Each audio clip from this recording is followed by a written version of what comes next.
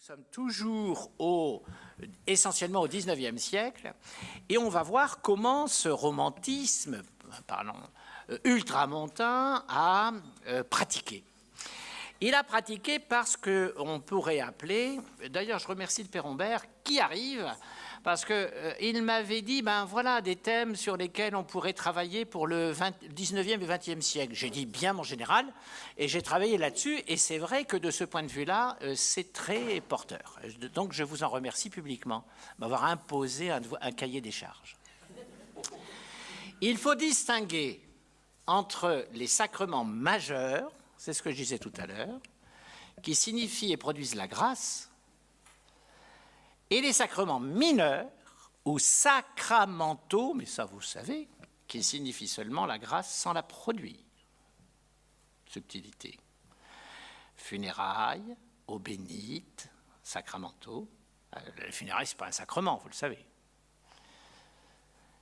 Médailles, scapulaires, etc., etc. Quand je parle de sacramentalisation, je parle de tout ça. Je parle non seulement des sacrements, mais aussi des sacramentaux.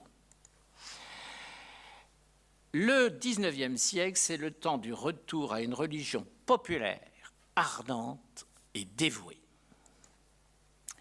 Le peuple est bien plus sage que les philosophes. Chaque fontaine, chaque croix dans un chemin, chaque soupir du vent de la nuit porte avec lui un prodige. Romantisme, romantisme, romantisme. Pour l'homme de foi, la nature est une constante merveille selon Chateaubriand. C'est de Chateaubriand. Jules Breton, peintre de chez nous, 1857, regardez cette magnifique bénédiction des blés en Artois. Nous sommes dans la religion populaire au sens noble du terme. Le romantisme accorde au peuple un préjugé favorable, valorise ses traditions, ses légendes populaires et rencontre un écho populaire dans le goût des belles liturgies, des grandes fêtes religieuses en faveur de la Vierge, des saints, du Sacré-Cœur, de la Croix. Un enterrement à Ornans de Gustave Courbet montre à travers cette magnifique représentation la douleur, mais y compris dans les habits. On a là l'expression du deuil dans toute sa dimension. Mais aussi, regardez, à la Toussaint, la jeune fille qui va donner son obole, la jeune fille accompagnée naturellement de ses gouvernantes, qui va donner l'obole, Émile Friand, 1863-1932, c'est le cœur qui parle, avec un peu de condescendance naturellement. La religion populaire s'est en effet renforcée durant la crise révolutionnaire. L'emprise de l'Église s'étant relâchée, des générations d'adultes ignorent la doctrine, ignorent la Bible et se rattachent à une religion qui se situe entre les superstitieux et les élites ferventes. On a perdu les repères, rien de nouveau sous le soleil, comme dirait madame. La malédiction pèse sur ces hommes, sur leurs bêtes, leurs récoltes, les lieux. Il faut donc lutter contre le mauvais sort. Nous sommes dans un pays rural.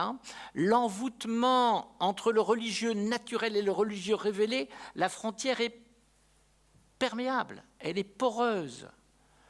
Comme l'écrit un curé de l'Orléanais en 1850, ils prient Dieu avec ferveur quand ils sont malades, quand ils se croient ensorcelés, quand leurs bestiaux sont malades. Ils demandent à Dieu les biens temporels, mais jamais les biens spirituels. La croix et son symbolisme s'imposent en France, geste quotidien au début de la prière, rite de protection quand un danger menace. Le Christ, la Vierge, Dieu sont pris à témoin dans les jurons. Des bénédictions accompagnent sans cesse les réalités de la vie quotidienne ou professionnelle des paysans catholiques. Bénédiction du pain, les vertus de l'eau bénite présentes dans les bénitiers des habitations, objets familiers des habitations. Faites les brocantes, vous retrouverez des petits bénitiers, 2 maisons domestiques, de même que la bénédiction de la mer. Voilà, par exemple, la fête-Dieu qui se prépare. Ces enfants sont en train de dresser un tapis de roses pour le Saint-Sacrement. Bénédiction de la mer à Boulogne-sur-Mer. Toute la foule est là, et en priorité les femmes de marins, parce qu'ils savent que la mer, c'est l'outil de travail de leur mari, mais aussi le danger absolu. Le sel destiné aux troupeaux, le buis des rameaux, les feux de la Saint-Jean dont les cendres sont précieusement conservées, la vertu protectrice des cloches qui sont également solennellement bénies, l'offrande des prémices, nous sommes dans des sacramentaux, le premier beurre, la première gerbe, les premiers-nés des animaux, mais ça c'est une vieille tradition biblique, sont des reflets de cette volonté de se protéger, tout comme le recours aux prêtres comme exorcistes. Le culte des saints redevient très populaire durant la première moitié du XIXe siècle. On a besoin d'intercesseurs. Ceux-ci ont pour fonction de protéger la paroisse et disposent naturellement d'une fête patronale. Des saints locaux sont l'objet d'un culte, surtout s'ils sont des saints guérisseurs, tant qu'à faire, et protecteurs agraires. Saint Antoine, quand vous avez perdu quelque chose. Saint Blaise, c'est pourquoi Saint Blaise? Oui, et également les yeux. Sainte Agathe, Sainte Apolline. Apolline, pourquoi? Les dents, Sainte Apolline, s'est fait arracher dans son martyre. Ou des saints régionaux, comme Saint-Yves en Bretagne. Des foules importantes viennent tout près de chez nous vénérer le bon Saint-Josse près de Montreuil-sur-Mer. Levez le doigt ceux qui connaissent le culte de Saint-Josse. Ah, une minorité. Une minorité. Jusqu'en 1830-1835, pèlerinage, procession ne sont pas bien vus par le clergé, car celui-ci demeure encore marqué par le gallicanisme du XVIIIe siècle, d'origine plus urbaine, ces curés-là, plus bourgeoise que rurale et populaire. Il demeure empreint de l'esprit des Lumières, avec la raison qui filtre pour éviter de tomber, de sombrer dans la superstition. Par la suite, l'attitude va changer. Je parle du clergé. La procession des rogations va se mettre en place. Ah, la voilà, hein, la Sainte Apolline, magnifique procession, des reliques de Saint-Josse avec un peintre de chez nous. La papauté joue un rôle décisif, tant sur le plan de la spiritualité que du culte, qui sont tous deux profondément renouvelés au XIXe siècle. Une église gallicane, c'est une église plus française que romaine, plus fidèle au roi que fidèle au pape. Le roi est le lieutenant de Dieu sur la terre. Une église ultramontaine, c'est une église qui va s'appuyer sur ce que dit le pape, sur la stratégie pastorale pontificale. Et qu'est-ce que c'est que la stratégie pontificale pastorale au XIXe siècle? Eh bien, c'est d'abord résister au pouvoir. Le pape a besoin de résister à tous les pouvoirs politiques. Et Consalvi, on en parlait, va incarner la résistance à Napoléon, résistance intelligente. Mais son successeur, Léon XII, élu par des Zelanti, c'est-à-dire des catholiques, je ne vais pas dire intégralistes, mais des catholiques fervents, ultra fervents, prélat aux ailes apostoliques ardents, le voici, ce Léon XII, eh bien, il va organiser un jubilé, c'est le premier jubilé au XIXe siècle, qui va attirer à Rome 400 000 personnes, pour bien montrer que c'est Rome le centre de la vie de la ferveur catholique. Et non plus Paris, et non plus les capitales des monarchies.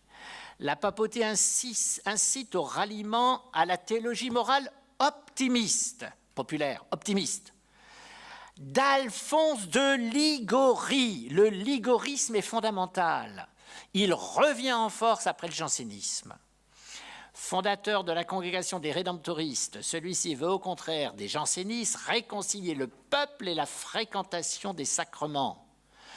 Ce passage, formule de Gérard Cholvy, du Dieu terrible au Dieu d'amour, aboutit au recul de ce que l'on appelle la pastorale de la peur, pour mettre l'accent moins sur la justice de Dieu que sur sa miséricorde. On pourrait presque dire que là, on a du pape François. Dans la diffusion en France du ligorisme, la Savoie, avec le père Favre, supérieur des missionnaires rédemptoristes, et le futur évêque d'Annecy, monseigneur Ray, occupe, pas celui de Toulon, on est au 19e, occupe une place particulière, de même que l'abbé Gaume, qui publie un catéchisme de persévérance en 1836, qui va renouveler et qui est produit à 900 000 exemplaires.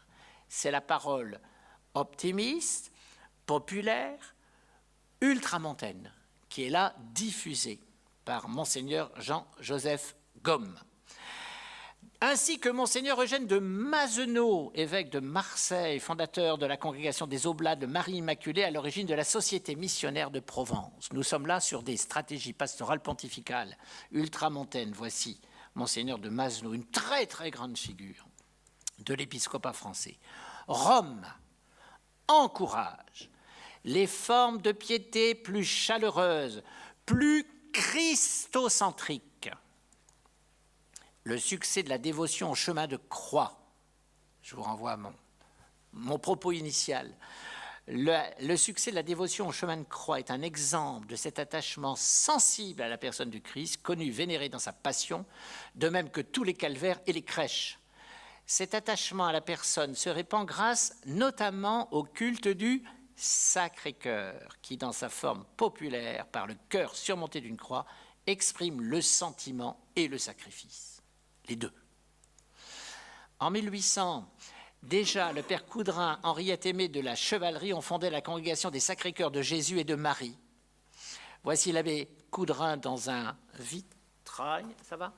Un vitrail de Notre-Dame de la Paix d'Honolulu. Donc, vous voyez l'impact. La fameuse Pauline Jaricot, allez, on arrive dans les femmes là, hein. La fameuse Pauline Jaricot, en 1817, fonde les réparatrices du cœur de Jésus. La voici.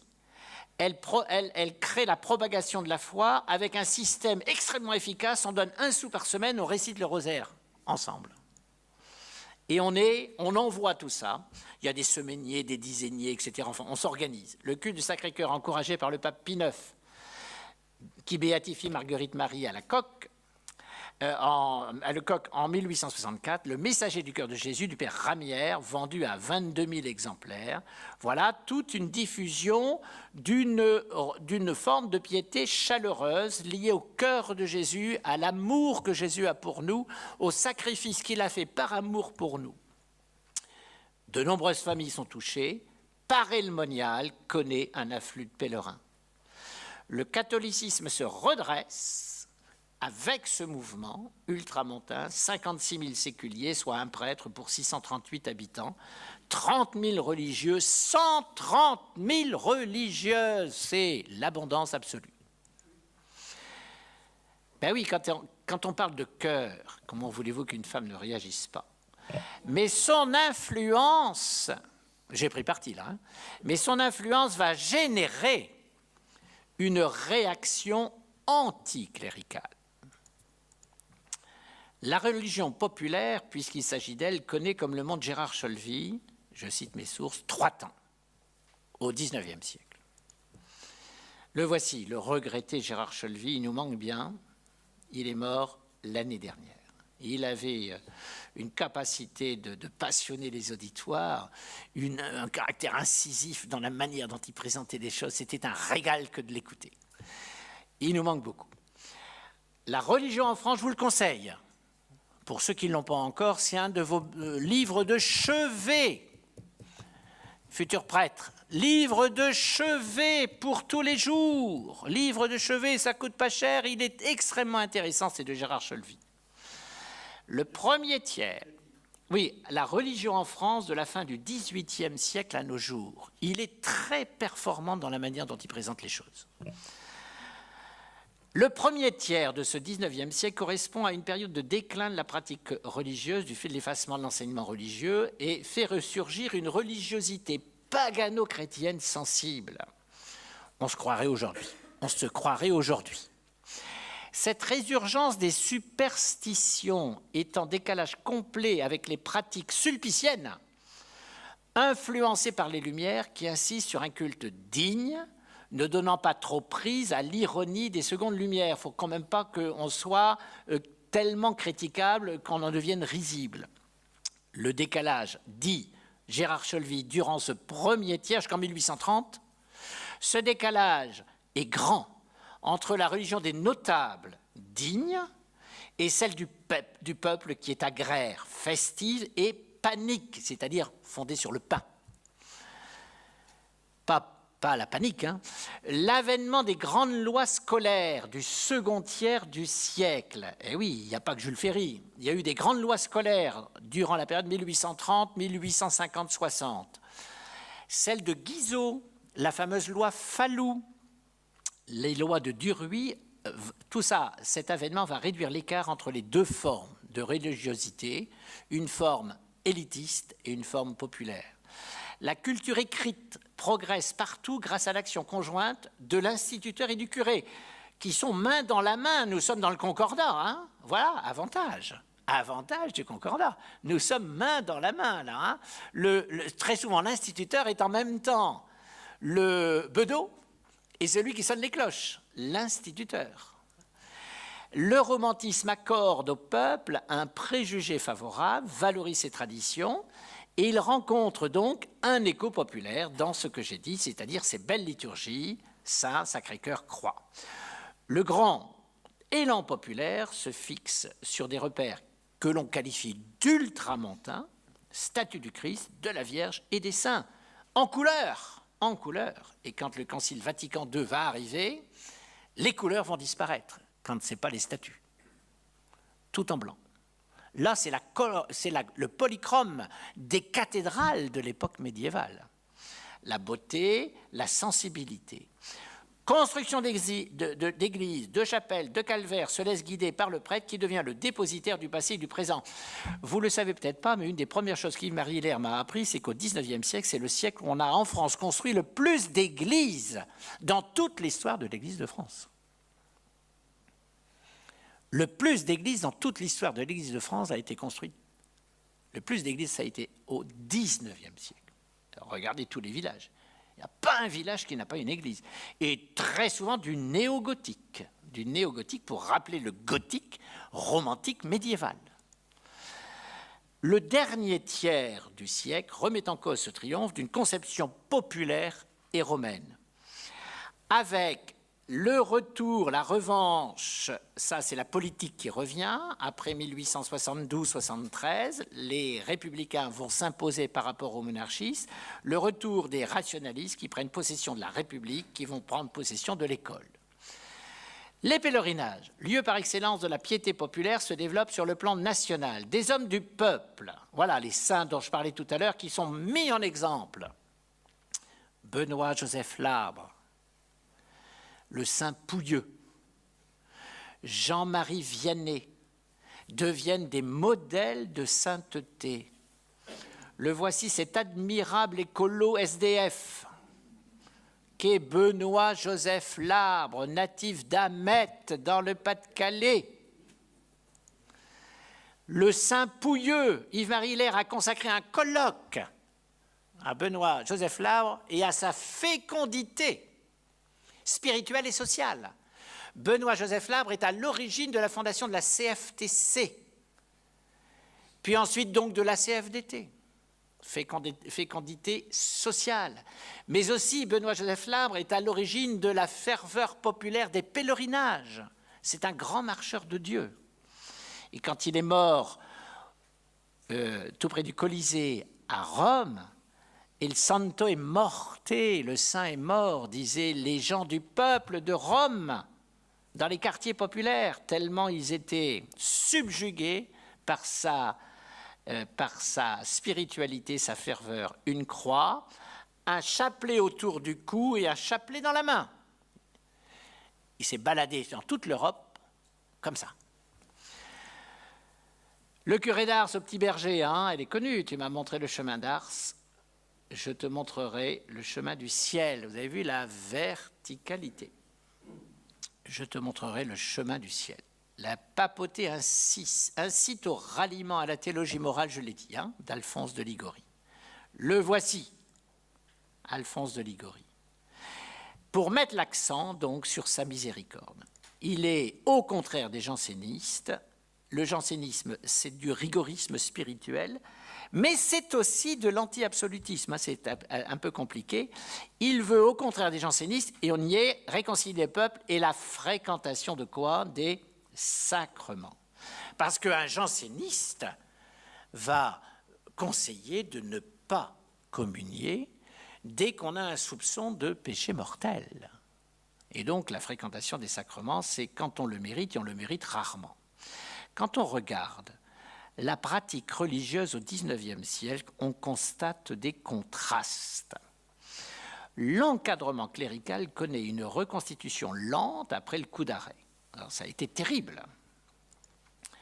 Sous la monarchie de Juillet s'opère le remplacement du personnel âgé et sous la Seconde République, le recrutement de la hiérarchie devient bourgeois alors que prêtres et curés sont issus de milieux ruraux. Un petit décalage. Le clergé devient plus populaire, ce qui pose des problèmes de financement d'ailleurs pour sa formation. Oui, parce que l'avantage du concordat, c'est que dans le concordat, le curé est payé par l'État, comme actuellement, vous le savez bien, hein, en Alsace et en Moselle. Mais le problème, c'est que le budget étant ce qu'il est, hier comme aujourd'hui, il n'y avait pas possibilité d'ordonner quantité. Donc il y avait plus de demandes. Là, on n'est pas tout à fait comme aujourd'hui. Il y avait plus de demandes que de possibilités d'affecter des postes budgétaires. Et du coup, on était, de ce point de vue-là, il y avait un problème de financement. Après un sommet en 1830 avec 2350 nouveaux prêtres, les ordinations, alors là je vais faire rêver le supérieur et les directeurs du grand séminaire, les ordinations se situent autour de 1300 par an en France, de 1845 à 1865, puis 1500 de 1865 à 1905, et après il y a une chute de moitié après la loi de la séparation. Chute de moitié. Les zones de fertilité. Sud du Massif... Alors, vous avez en tête la carte des prêtres réfractaires? Sud du Massif central, l'ouest, le nord, la Franche-Comté, la Savoie. Regardez cette carte. C'est la fameuse carte Boulard. La France religieuse en 3 grandes régions dans les années 1960. 1960. La France religieuse rurale. Hein.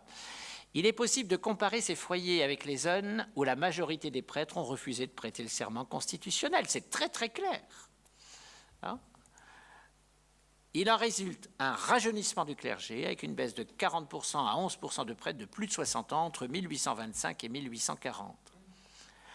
À la fin du siècle, sans être revenu à 1 pour 500, il existe en moyenne un prêtre pour 700 habitants. Rêvons, un prêtre pour 700 habitants. Le nombre total de prêtres passe de 35 000 prêtres séculiers en 20-25 à 56 000 après 70, avec les 130 000 religieuses, 12 000 religieux, 20 000 frères enseignants. Regardez la carte du grand schisme de 1791. Je vous la remets sous une autre forme. Hein. Le bleu, ce sont les réfractaires. Ben, regardez, les réfractaires, où se trouvent-ils? Hein? Vous voyez, regardez. Nous sommes dans la France des périphéries. C'est intéressant, hein? France des périphéries. Et ici, vous avez quoi? Vous avez de grands monastères commendataires du XVIIIe siècle. Des abbés aristocrates qui n'en avaient rien à faire de la foi et qui étaient là pour récolter le fruit des locations et des propriétés. Le cœur du bassin parisien. Alors, ce qui va changer, c'est que, allez, j'avance pour la fin du XXe siècle et le début du XXIe siècle, Paris fait exception aujourd'hui. Paris fait exception aujourd'hui, mais on verra pourquoi. Mais à cette époque-là, le centre, tout le cœur de la France est en train de filer dans l'anticléricalisme ou dans l'indifférentisme. Seules les régions extérieures restent ardentes, ferventes. On a aujourd'hui, 121 prêtres ordonnés en France en 2017. Le constat est terrible. 79 prêtres diocésains, 42 religieux. Mais Yves-Marie Hilaire l'a dit et redit, il y a dans toute l'histoire religieuse contemporaine des flux et des reflux. Des flux et des reflux, on en parlera demain. La dernière carte, ce sont les prêtres. Une carte des prêtres, des départements d'où sont issus les prêtres. En 2017. En 2017, 121 prêtres, et voilà, ici, Toulon, Monseigneur Ray. Oui, alors on est d'accord. Oui, on est d'accord. Mais bon, on voit la couleur, mais vous constatez quand même qu'il y a un certain décalage. Entre celle-là et celle-là, il y a un décalage. Mais cette carte est un peu faussée. Elle est pas... Parce que, par exemple, ici, on a du Langres, on a du Reims, on a du Soissons, on a du... Donc, c'est une autre... Donc, la carte, elle est à prendre avec précaution. Ces pasteurs sont formés dans les grands séminaires par les sulpiciens et les lazaristes à cette époque-là. Voici le magnifique séminaire de Saint-Sulpice. Voici le séminaire des lazaristes, tel qu'il existait. Ceci leur donne une formation à part du monde, tournée essentiellement vers la prière, appuyée sur la théologie morale et la dogmatique et empreinte, encore sulpicien et lazariste, de gallicanisme. Normal, nous sommes dans un concordat. Il y a un ministre des cultes. Jusqu'au moment, un ministre des cultes qui est en quelque sorte le patron budgétaire, en tout cas, jusqu'au moment où le manuel de théologie de Bailly, mis à l'index en 1852, au profit de celui de Bouvier. Voilà, Bouvier va être plus ultramontain. Le bon curé, selon Jean-Baptiste Dieulin, c'est un ouvrage de l'abbé Dieulin, est attaché à l'étude de la Bible. Ça va faire plaisir au Père Humbert. De qui donc? Des pères de l'Église. Il est régulier, ce prêtre, dans ses exercices de piété. Il s'attache à la catéchèse, à la beauté de la liturgie, consacre du temps à la confession. Le curé d'Ars passait des heures et des heures au confessionnal, où il fait preuve de la compassion et de la souplesse inspirée par la morale ligorienne, qui met en avant davantage l'élan du cœur que l'autorité devant un peuple victime de la sécularité, de l'industrialisme cupide. Plus de 5000 succursales sont créées entre 25 et 75. C'est là vos églises, ça fleurit, dans un siècle où le nombre d'églises construites et reconstruites est supérieur au siècle précédent. Dans des régions comme le Nord, l'Ouest breton, de nouveaux clochers apparaissent, des cimetières sont déplacés à la périphérie des villes. Des disparités au point d'utiliser l'expression « France duel » se manifestent. Alors, rentrons dans le détail. Les conformistes saisonniers, c'est-à-dire le Noël, Pâques, la Toussaint, les rameaux. Des conformistes saisonniers se retrouvent aux grandes fêtes, dans les rites de passage. Dans le bassin parisien, en Touraine, de la Touraine à la Haute-Normandie à l'ouest, jusqu'aux Ardennes, la Bourgogne et le nord à l'ouest du massif, et l'ouest du massif central. des zones de pratique irrégulières se retrouvent sur le littoral méditerranéen, dans le sud-ouest aquitain, dans les Charentes. Et là, on a la concurrence protestante qui est présente. La précarité de la pratique s'est accentuée à cause de la laïcisation de la société. Vous voyez, ça ne date pas d'aujourd'hui. Gabriel Lebras, Gérard Cholvy disait le Braz.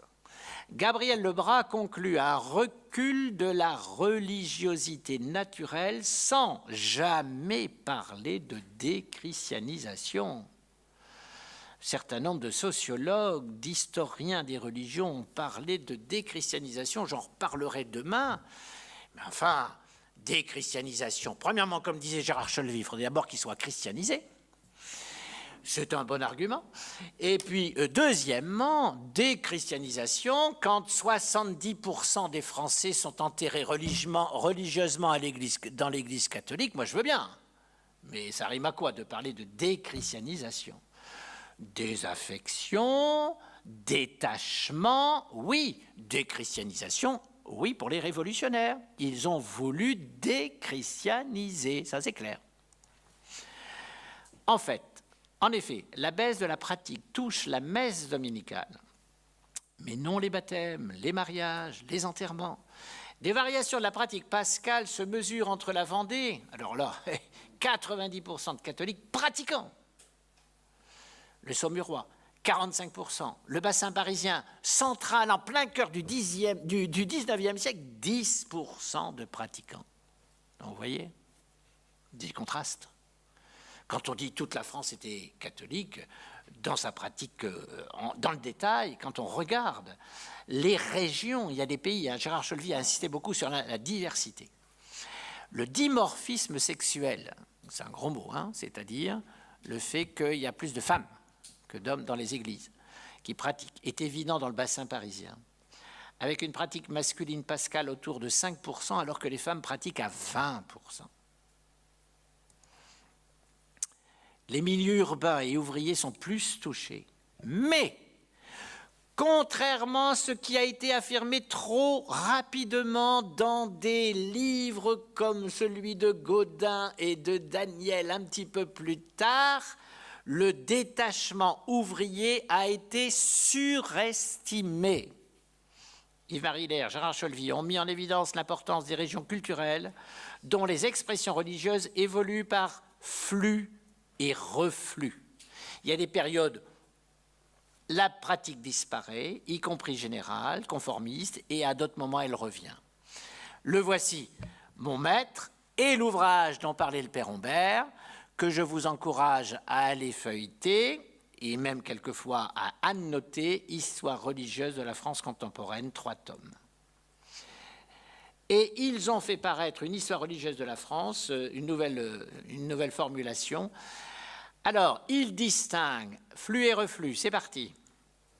Phase critique, reflux. Reflux de 1800 à 1835. Il faut attendre 1830-35 pour que le génie du christianisme, pour faire court, fasse effet.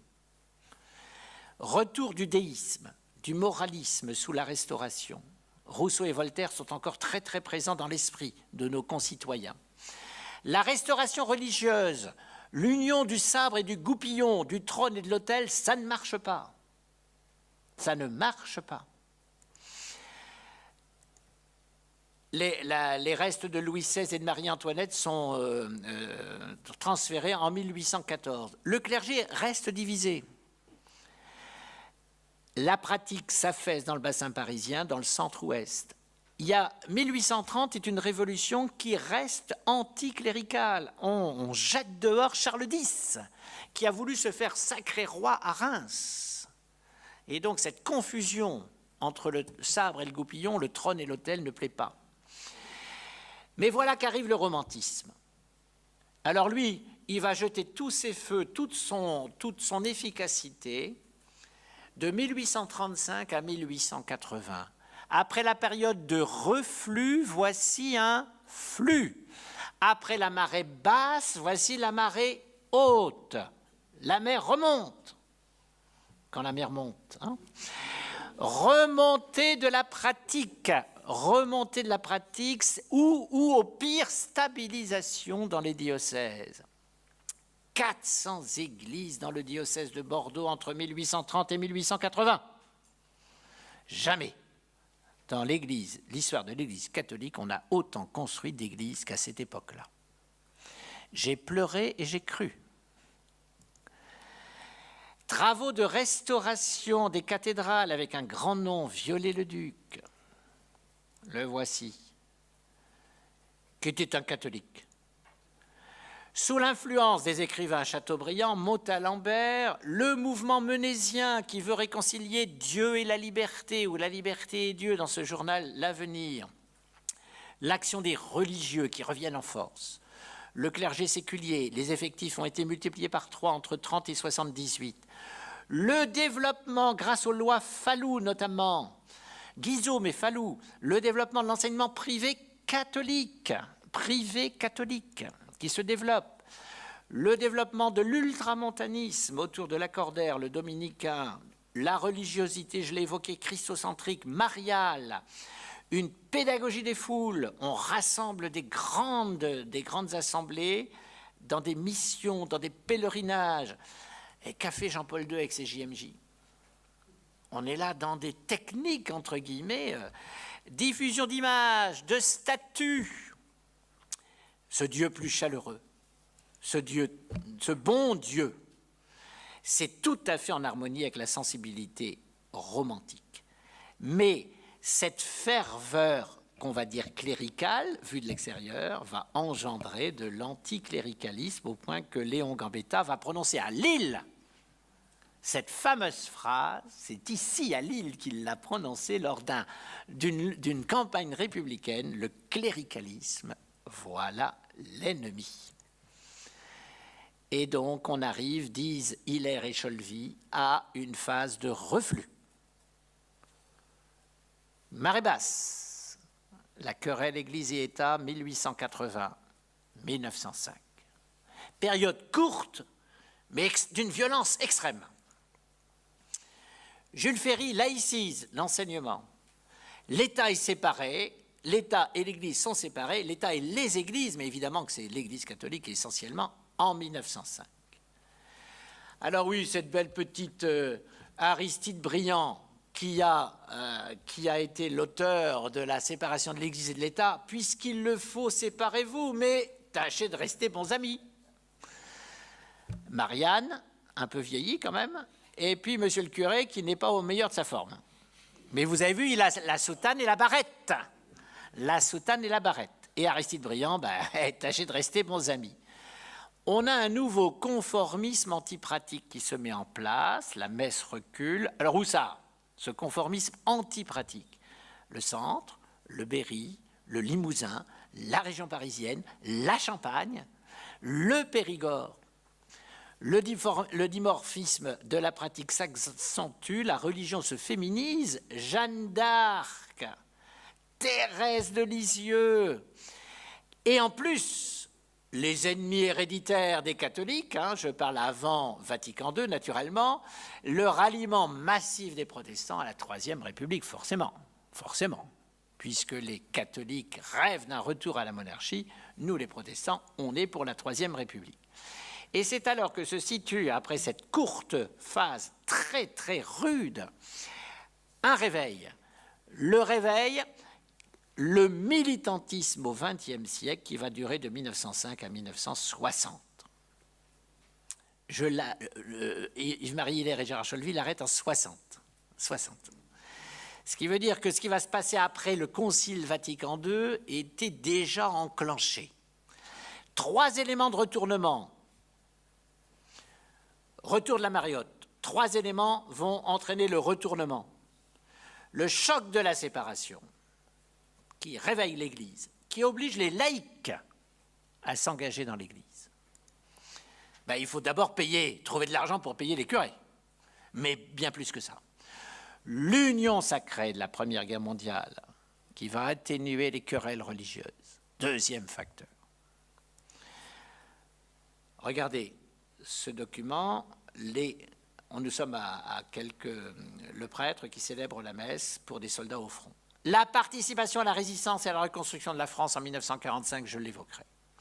3 éléments de retournement essentiels. 4 constatations. L'érosion de la pratique pascale, en Bretagne, Pays de Loire, mais le maintien en Alsace et en Moselle. Eh oui, parce qu'en Alsace et en Moselle, le concordat continue d'être présent. On a donc une conjonction religion et patriotisme local.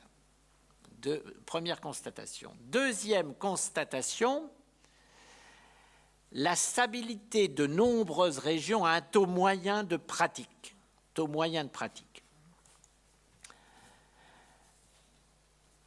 La remontée de la pratique masculine grâce au militantisme en Île-de-France, en Picardie, en Champagne, avec la progression du militantisme catholique. C'est là qu'apparaît mon cher MRP, là, à la place des radicaux, notamment dans la Marne, les enterrements religieux à Paris.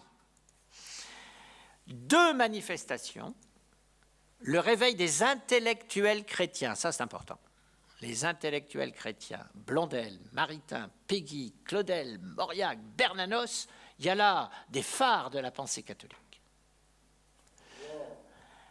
Léon Blois également. La montée de l'action catholique, on y reviendra avec la CJF, Pierre Gerlier, les ligues féminines. Puis la deuxième action catholique, avec Pion, spécialisation, mais tout ça, on y reviendra, la FNC, la Fédération nationale catholique.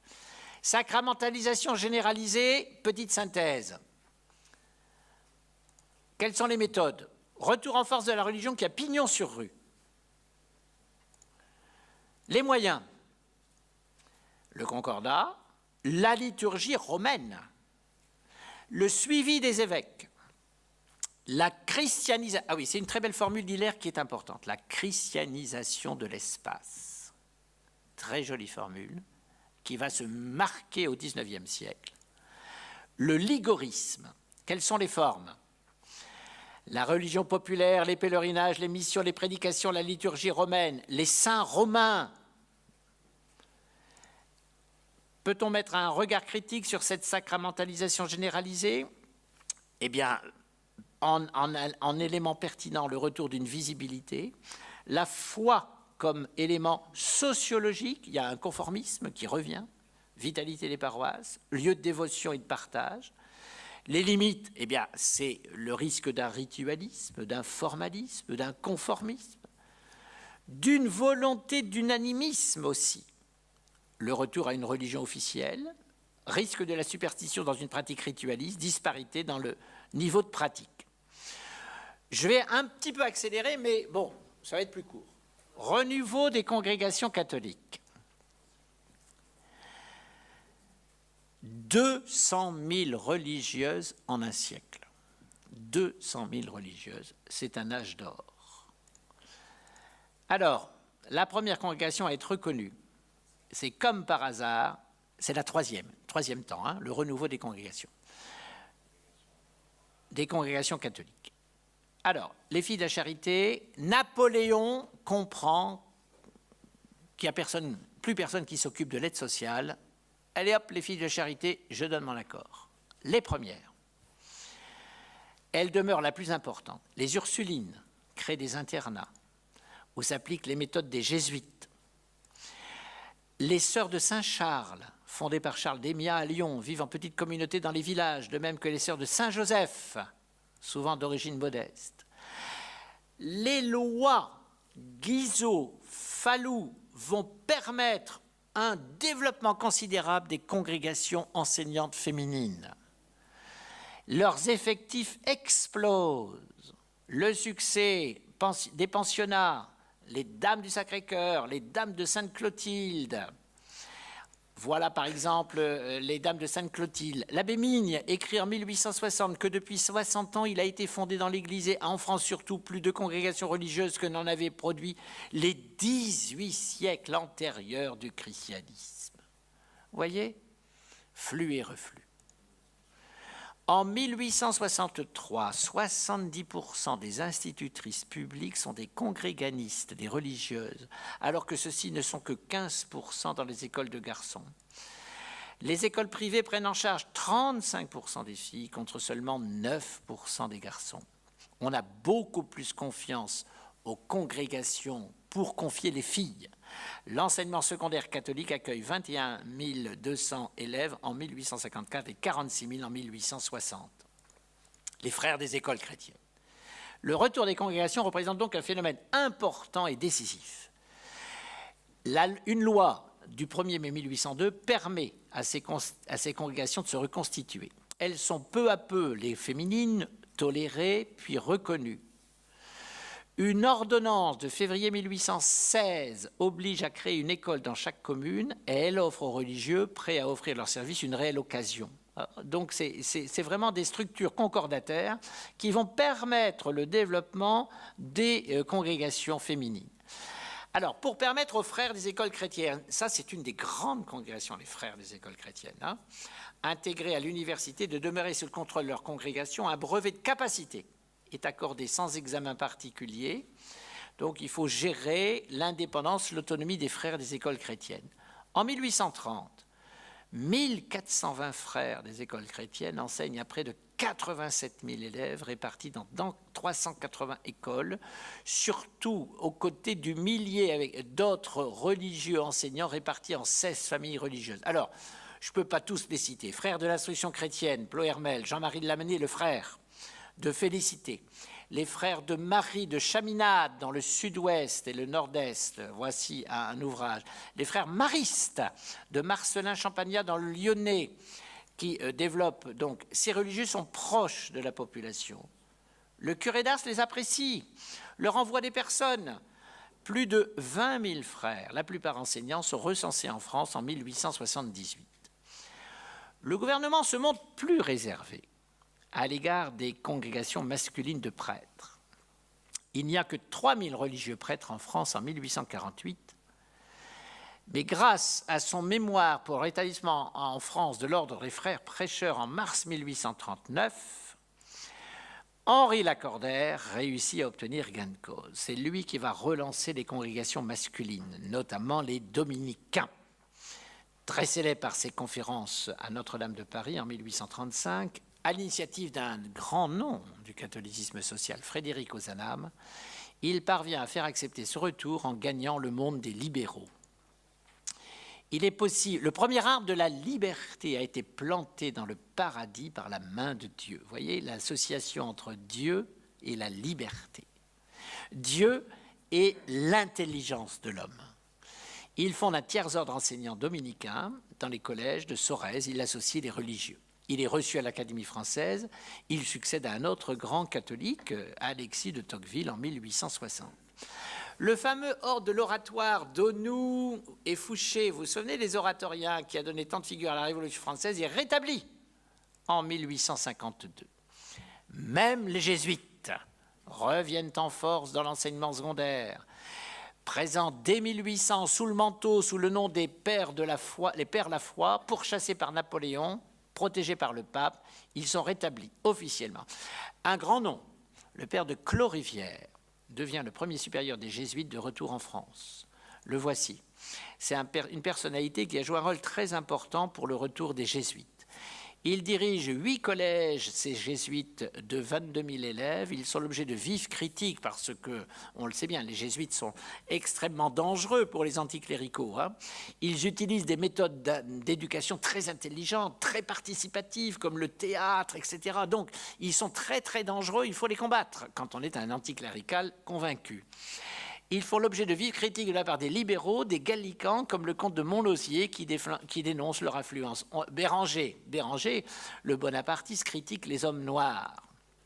Le voici, Pierre-Jean de Béranger.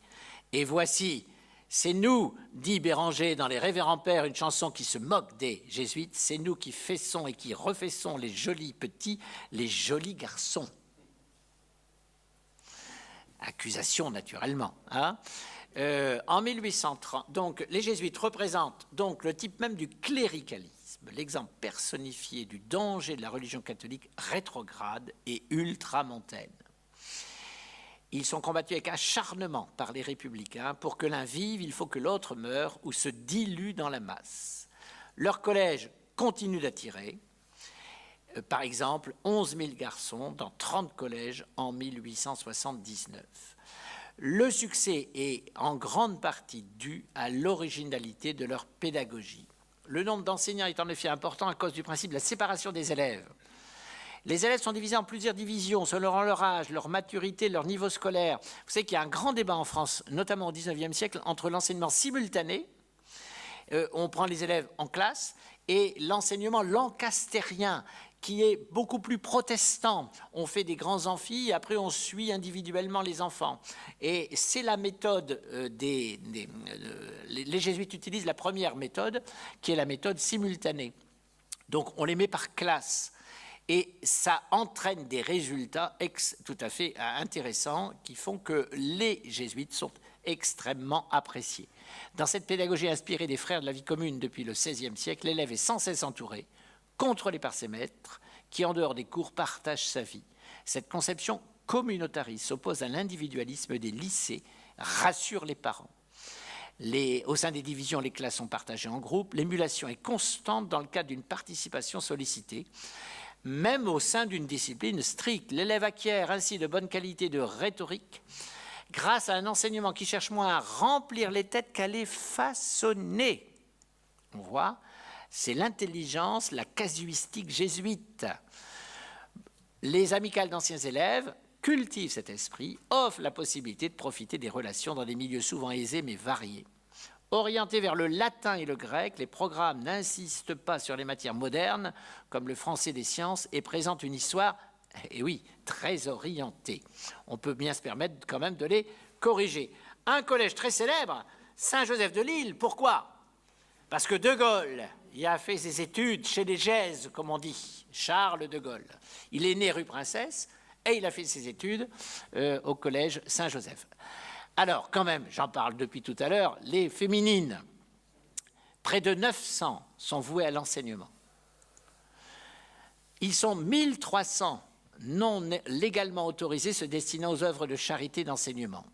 Avant 1850, les religieuses ne sont pas spécialisées dans leurs activités.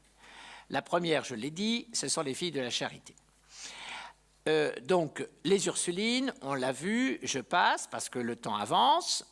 Succès garanti dans des pensionnats, notamment le pensionnat du Sacré-Cœur, l'Assomption également d'Eugénie Milleray en 1843, les sœurs de Sainte-Chrétienne en Lorraine et en Champagne. Les filles de la sagesse, ça vous dit peut-être quelque chose, les sœurs de Nevers. Donc, ça on l'a vu, je passe. Oui, alors l'ouvrage est intéressant. Claude Langlois est le grand historien spécialiste du catholicisme des congrégations religieuses. Il a écrit un ouvrage intitulé « Le catholicisme au féminin ». Donc, le succès des congrégations doit être relié à la dépendance induite par le Code civil, fruit de la Révolution, qui a renforcé l'assujettissement juridique de la femme mariée devant le père. Il ne faut pas l'oublier, ça, hein. Véritable pater familias au sens romain du terme. Et d'une certaine manière, donc, c'est au père de déterminer le type d'enseignement. Le suffrage universel ne s'adresse qu'aux hommes. La loi Fallou donne le signal de l'émancipation avec la loi Fallou l'obligation d'ouvrir une école de filles dans toutes les communes supérieures à 800. Cette loi Fallou est donc un lancement de l'enseignement féminin. Et on voit que les caricaturistes s'en donnent à cœur joie. L'émancipation de la femme passe alors, et oui, ça pourrait choquer certains féministes aujourd'hui, par les congrégations. Elles sont très présentes dans les écoles publiques de filles. La loi Fallou leur donne donc une place importante. Monseigneur Dupanloup, qui voit clair, peut à juste titre considérer que les jeunes filles de France sont élevées sur les genoux de l'Église. Le voici, ce célèbre Monseigneur Dupanloup. Jules Ferry est conscient de l'enjeu. Regardez ce qu'il dit. Celui qui tient la femme, c'est Jules Ferry. Celui-là tient tout. D'abord parce qu'il tient l'enfant, ensuite parce qu'il tient le mari, non point peut-être le mari jeune, emporté par l'orage des passions, mais le mari fatigué ou déçu par la vie. C'est pas mal quand même, hein ? C'est pour cela, dit Jules Ferry, que l'Église veut retenir la femme, et c'est aussi pour cela qu'il faut que la démocratie la lui enlève. Il faut choisir, citoyens. Il faut que la femme appartienne à la science ou qu'elle appartienne à l'Église.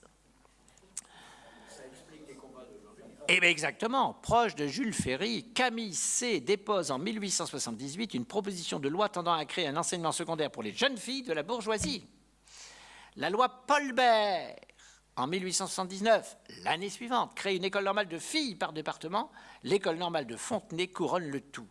Vers 1814, l'enseignement secondaire n'est offert qu'à 35 000 filles contre 100 000 garçons. Elles ne sont que près de 4 000 étudiantes contre plus de 40 000 garçons.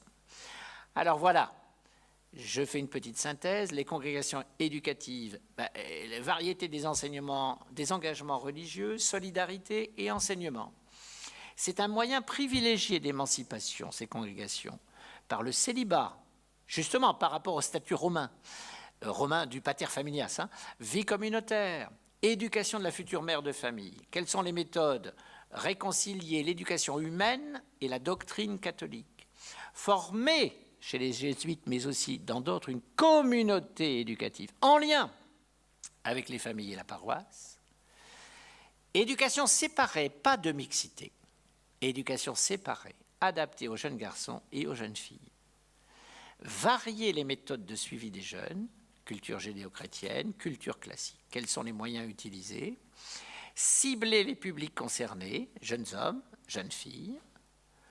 Gratuité de l'éducation publique où les frères des écoles chrétiennes, les FEC, exigent que les pauvres puissent venir dans leurs écoles et exigent que les municipalités prennent en charge la scolarité sinon ils ne viennent pas s'installer. Établissement privé, par contre, pour les familles aristocratiques et bourgeoises, c'est comme ça que l'Église va reconquérir les élites. Soutien financier des familles, lien étroit entre rythme scolaire, prière, liturgie, sacrement, travail par niveau, enseignement magistral, activité périscolaire, les différentes formes, vous avez toutes les formes des congrégations, notamment enseignantes. Petit regard critique pour terminer. Quels sont les éléments pertinents de ces congrégations éducatives hommes et femmes? L'éducation intégrale, religieuse et humaine, le réseau, c'est important. Les congrégations vont développer le culte des anciens élèves, l'amicale des anciens élèves, les réseaux. Et ça fonctionne par réseau, donc on est très liés. Les limites, une contre-société, c'est-à-dire le sentiment d'être un peu à l'extérieur, un sentiment d'une forteresse assiégée, deux camps qui s'affrontent violemment par presse interposée, les intransigeants de part et d'autre, les intégristes catholiques, les intégristes laïcs. Place délicate par le fait même, surtout après 1905, des catholiques dans l'enseignement public. Ça ne va pas être du gâteau, puisqu'on leur dit allez chez vous, allez à l'extérieur, allez dans vos écoles catholiques. Et ben voilà.